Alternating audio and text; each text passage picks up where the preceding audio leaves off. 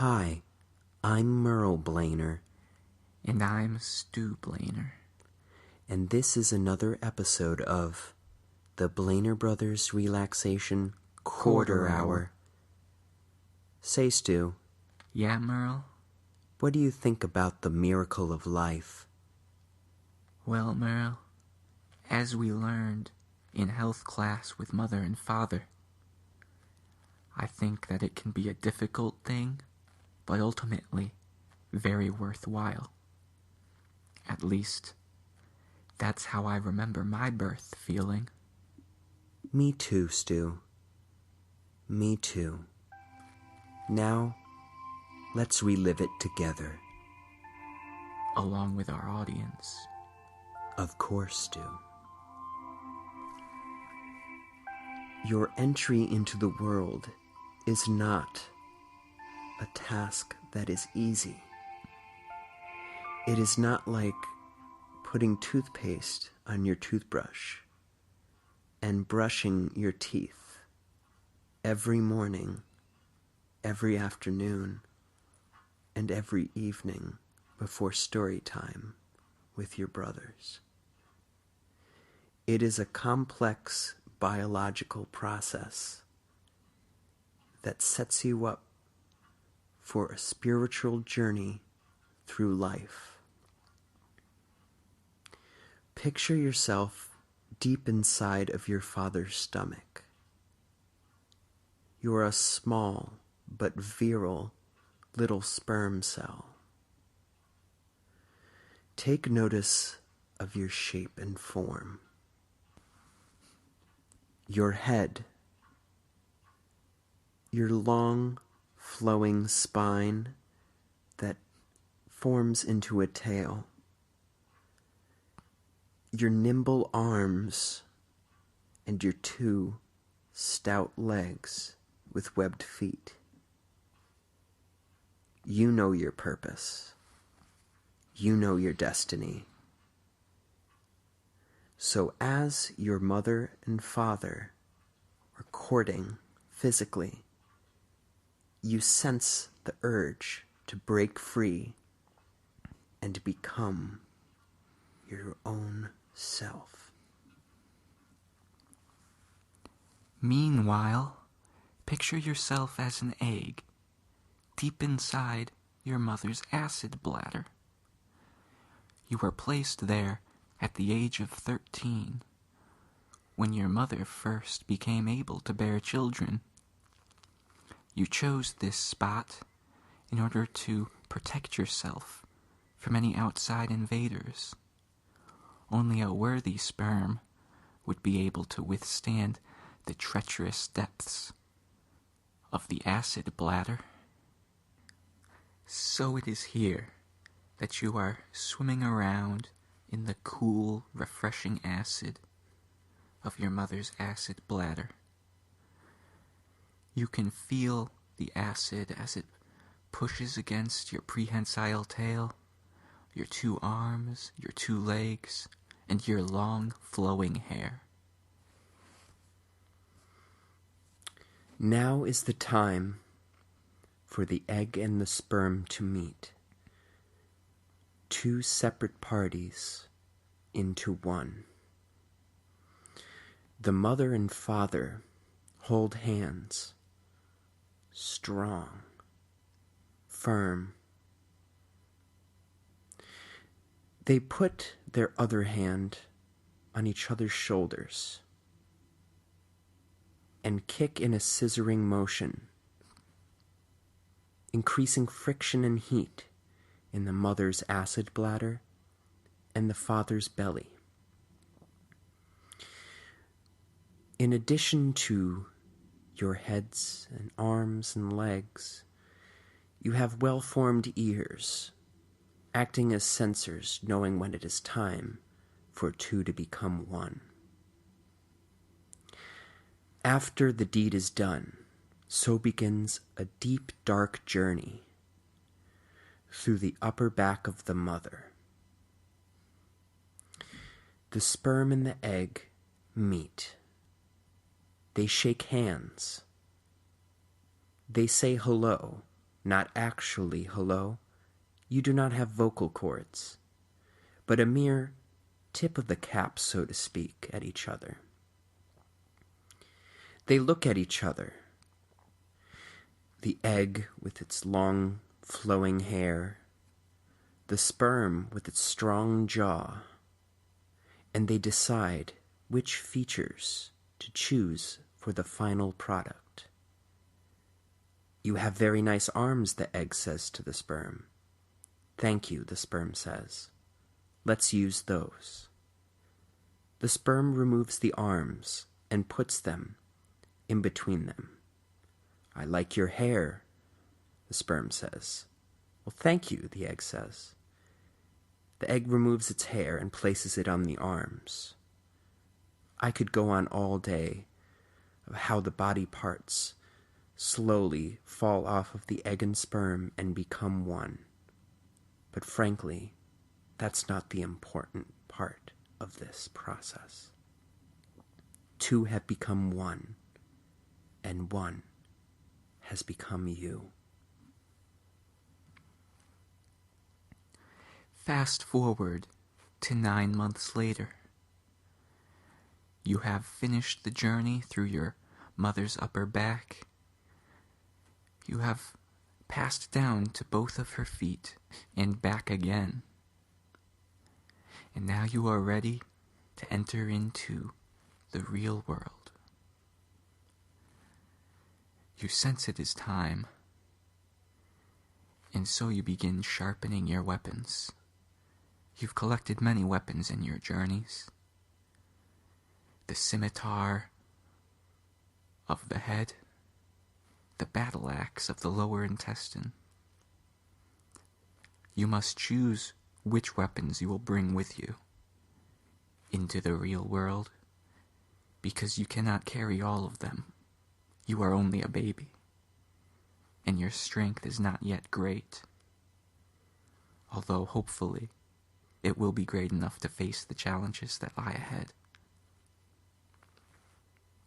You choose the mighty broadsword.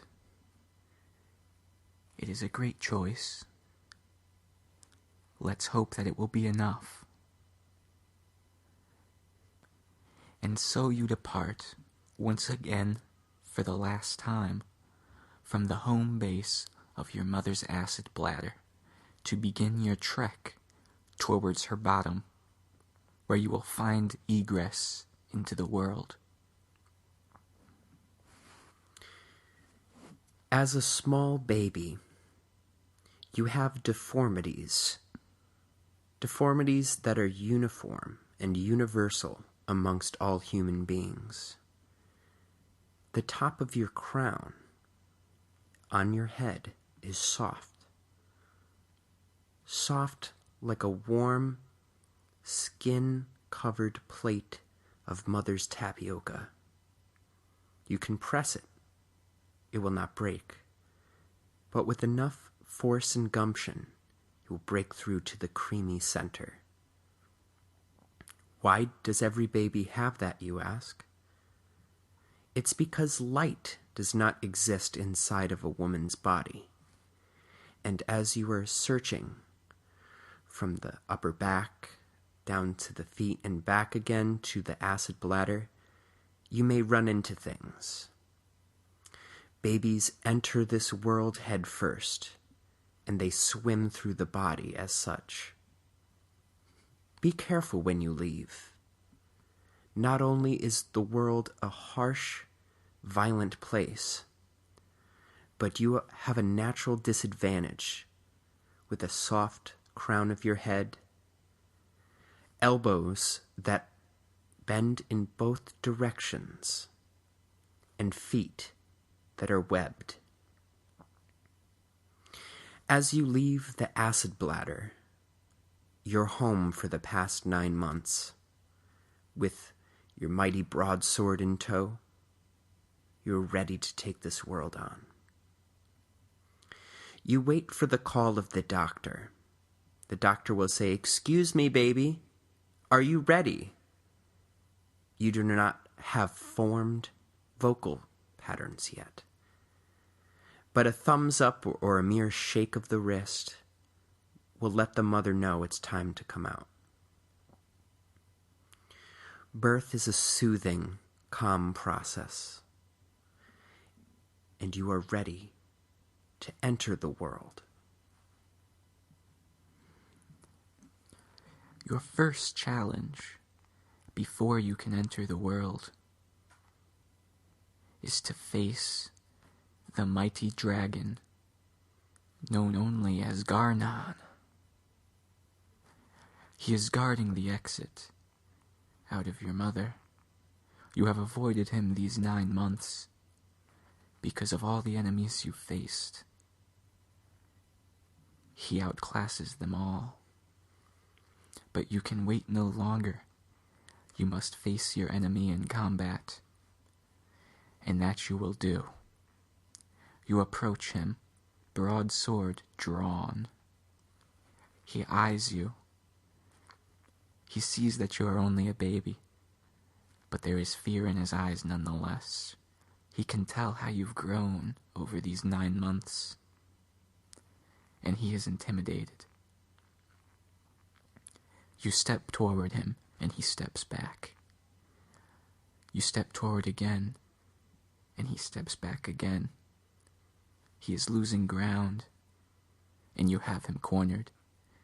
He cannot step back anymore, because there is the wall of your mother's protective diamondoid scales. And so, now that Garnon has nowhere to go, you take your first swing at him. He deflects it with his scaly claw and takes a counterattack, but you leap out of the way. You approach him for your second strike, but you can see his fiery breath beginning to build. It is now or never, or he may burn you as you stand. So you run toward him and take a strong leap off your mother's peripheral auxiliary intestine with a strong slice at Garnon's chest. Garnon seems to be defeated. He staggers back, slumps up against your mother's insides, and starts gushing water out of his wound. A mixture of water and blood, the essence of life. The pressure of the water and the blood breaks through your mother. And there, for the first time in your life, you see light. With a victory already under your belt at such a young age, you are confident. You are ready. And so you stroll out of your mother with your double-jointed elbows and your webbed feet kicking through the riptide of the water and blood from Garnon's chest. And the doctor pulls you out. He knows all that you have gone through to get to this point, and he slaps you on the back as a congratulations. Welcome to the world, he says. He looks at your mother and says, it is a human. It is a human with a beautiful face, a beautiful body, a beautiful human with a beautiful face and body covered in the blood of its enemies. Your mother pulls you up and holds you for the first time in your life, and you realize that after this whole ordeal, you can take down anybody with your mighty broadsword at your side. Wow, Merle. That was exactly how I remember it. Say, Merle. Yes, Stu? Do you ever think about how you might do things differently? If you had the chance to be born again? Absolutely. I think I would take the Morning Star over the broadsword. That's a nice choice, Merle.